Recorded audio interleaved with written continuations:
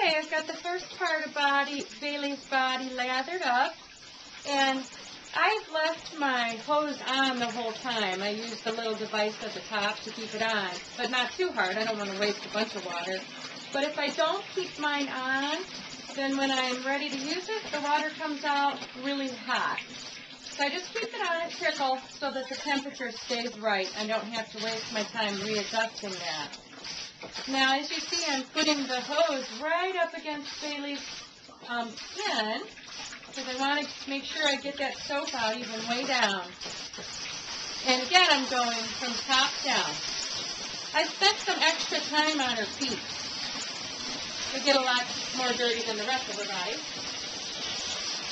And with all that hair, I made sure I looked to see if there was any mud stuck on her toenails, which there often is. So I'm going to go ahead and finish washing Bailey. Give her a little treat here before we move on. And join me in my next video. I'll show you how to dry the dog.